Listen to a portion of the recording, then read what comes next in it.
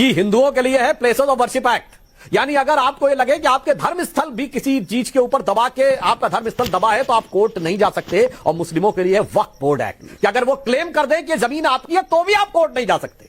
देखिए कितना सुंदर न्याय किया है सेकुलर सरकारों ने कि अगर आपको लगे कि आपका धर्म स्थल दूसरे का है तो आप कोर्ट नहीं जा सकते, उन्हीं का माना जाएगा। और वो कहते हैं कि जमीन आपकी है तो भी आप कोर्ट नहीं जा सकते, वो उन्हीं की मानी जाएगी। और आपके लिए तो सन 47 का बार लगाया गया।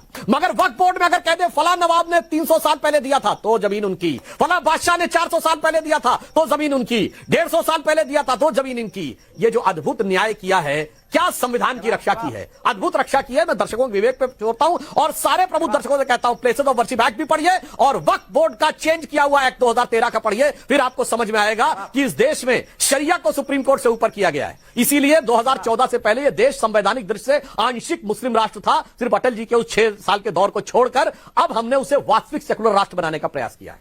वारिस पठान, सुधांशु त्रिवेदी जी ने बहुत से सवाल उठाए हैं, जवाब दीजिए। अगर किसी को कोई चीज पे आपत्ति है तो वो कोर्ट जाता है, अगर कोर्ट जाए तो छोटे छोटे जज आग लगा रहे हैं। अरे भैया, ऊपर की अदालतें हैं, ऊपर की अदालतों में जाकर गुहार लगाइए, लेकिन कोर्ट की कार्रवाई को आग लगाना कहना, क्या यह सही है? नविका जी, सुधांशु जी की मैंने बात सुना। सबसे पहले तो मैं सुधांशु जी से निवेदन करूंगा कि आप संविधान की तो बात करना ही छोड़ दीजिए। जिस चीज का आप पालन नहीं करते, जो संविधान हमको डॉक्टर बाबा साहेब अम्बेडकर ने दिया है, उस संविधान का तो आप पालन करते नहीं, उसकी तो धज्जियां उड़ाते, तो फिर उसकी दुहाई क्यों दे रहे हो आप? झूठी झूठी बात क्यों करते हो आप? आखिर उस संविधान को अगर हम मानते सुधांशु जी, तो आप तो राज्यसभा के मेंबर है, पार्लियामेंट के अंदर बैठते हो, संविधान की शपथ लेके आप गए। वहीं पर एक कानून पास हुआ था प्लेसेस ऑफ वर्शिप एक्ट, जिसका आपने जिक्र किया 1991 का। उसमें क्या लिखा था? 15 अगस्त 1947 तक के जितने भी धार्मिक स्थल है उसका आप नेचर कैरेक्टर चेंज नहीं कर सकते, आप उन्हें सर्वे कर सकते। अरे ओरल ऑब्जर्वेशन है जज का, सर्वे क्यों करना है आपको? आपकी मानसिकता क्या है, आपकी मंशा क्या है, आपका इंटेंशन क्या है सर्वे कराने का? अगर कल को वारिस पठान बोल दे सुधांशु जी के घर के नीचे कुछ है, मुझे वहां पे खुदाई करना है, अलाउड करेंगे?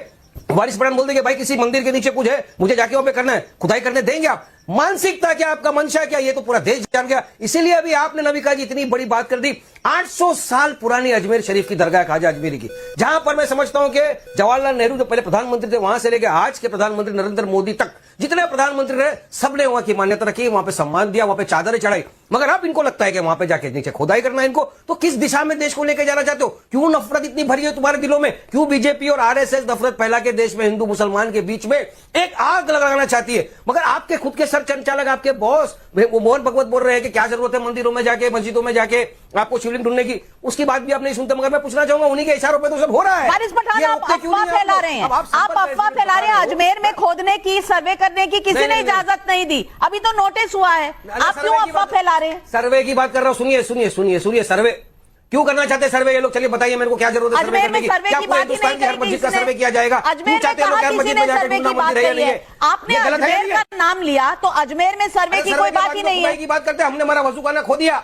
अरे भाई साहब, अरे नविका जी, हमारा वजू खाना मथुरा की जो मस्जिद थी वो तो सील करवा दिया ना इन लोगों ने, यही करके। तो फिर क्यों आए आपने प्लेसेस ऑफ वर्शिप में? बाबरी मस्जिद के जजमेंट के टाइम में हमने कहा था कि ये पंडोराज बॉक्स खोल देगा। इस तरह की अगर बातें चलती रही तो कोई फायदा नहीं होगा, पूरे देश के अंदर आग जनी मच जाएगी, हिंदू मुसलमानों के बीच में दरार पैदा हो जाएगी। और बीजेपी वही कर रही है, एक सोची समझी साजिश के तहत हो रहा है। आपने कहा वजू खाना खोया है, स्टेटस को मेंटेन हुआ है, सुप्रीम कोर्ट ने स्टेटस को दिया हुआ है, वहां वजू खाना ना किसी ने पाया है ना किसी ने खोया है। लेकिन वारिस पठान, 2 अफवाह आपके ओपनिंग रिमार्क्स में 2 अफवाहें सामने निकल कर आई हैं। सुधांशु त्रिवेदी जी जवाब दीजिए, क्या एक के बाद एक मिथ्या फैलाई जा रही है? देखिए, त्रिवेदी सक्षम है जवाब देने के लिए, अगर अफवाह है तो जवाब देंगे। देखिए कितनी मजेदार बात यह है कि एक वकील बोल रहा है, अब बता रहा हूं वारिस पठान साहब, ऑर्डर आपके फेवर में आएगा। 6:30 बजे आपने जाके सर्वे करवा दिया। अब मैं टाइम पे बोलिए, बहुत हो गया साहब, आप एक तरफा तकरीर मत करिए, ये डिबेट हो रही है, सबको बोलने का मौका दीजिए।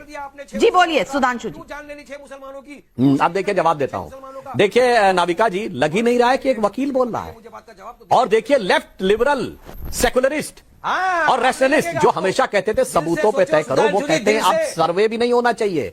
वारिस पठान साहब, कोई खुदाई करने की जरूरत नहीं है। अब ऐसी ऐसी टेक्नोलॉजी आ गई है कि रडार मैपिंग टेक्निक से नीचे दिख जाता है, पेट का चीरफाड़ करने की जरूरत नहीं है, अल्ट्रासाउंड से दिख जाता है कि आपने पेट में क्या क्या छुपा रखा है। यही समस्या है आपके साथ कि आप चीजों को सामने नहीं आने देना चाहते।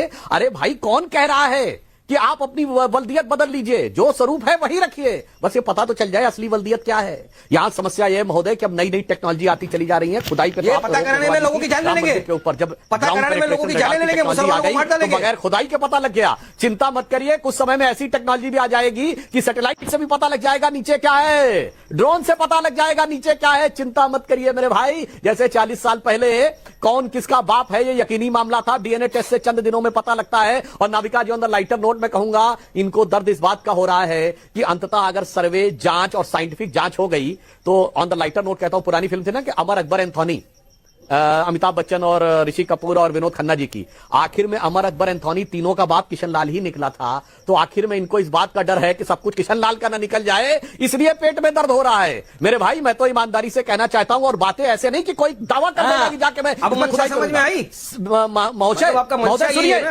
काशी में इसके डॉक्यूमेंट्री एविडेंस अवेलेबल है। सुनिए, फतवा आलमगीर अब मैं हेरा-फेरी पिक्चर की बात करता हूं आपके सामने। औरंगजेब के जमाने की बात की ना, एक पिक्चर आई थी हेरा-फेरी में क्या हुआ था, जो तेरा है वो मेरा है, जो मेरा है मेरा ही रहेगा। और उसके बाद उन गवर्नमेंट ऑर्डर्स का प्रूफ है, फिर बीच में डिस्टर्ब करने लगे। जैसे ही अनकंफर्टेबल फैक्ट आया, क्या करें, मजबूरी है, क्योंकि ये देश। अरे आपने हमारा पर की बात की, हेरा-फेरी की बात कर रहा हूं, बीजेपी मास्टर है हेरा-फेरी करने में। मजलिस इत्तेहादुल मुसलमीन जो देश की सबसे सेकुलर पार्टी है, उसका प्रवक्ता लॉयर होकर यह कहता है, ना किताब देखी जानी चाहिए, ना गवर्नमेंट ऑर्डर देखा जाना चाहिए, ना सबूत देखा जाना चाहिए, ना जांच होनी चाहिए, और उसके बाद जो है वो मान लिया जाना चाहिए। हम तो कह रहे हैं सिर्फ जांच हो जाने दो, काहे घबराते हो? मगर सुनिए, संविधान की बात कर रहा है, की बात कर रहा है, जो टेक्नोलॉजी आगे बढ़ती जा रही है, संविधान की शपथ लेकर बैठा हुआ है, वो बोलता मैं नहीं मानूंगा प्रेसिडेंट एक्ट, वो बोलता मैं मेरी आस्था की बुनियाद पे काम करूंगा। शर्मनाक बात है। आपकी जो भी दलील है आप कोर्ट में रख सकते हैं वारिस पठान जी, पर आपने एक बात का जवाब नहीं दिया। वारिस पठान जी, सुधांशु त्रिवेदी जी ने एक बात उठाई थी, उसका जवाब आपने नहीं दिया। प्लेसेस ऑफ वर्शिप एक्ट में आपने 1947 का कट ऑफ डेट लगा दिया, लेकिन वक्फ बोर्ड तो कितने सेंचुरीज पुराना का भी लैंड ले सकता है, इसका जवाब दीजिए ना। सर्वोच्च न्यायालय के निर्णय के बाद वहां राम मंदिर है कि बाबरी मस्जिद है? बोलिए।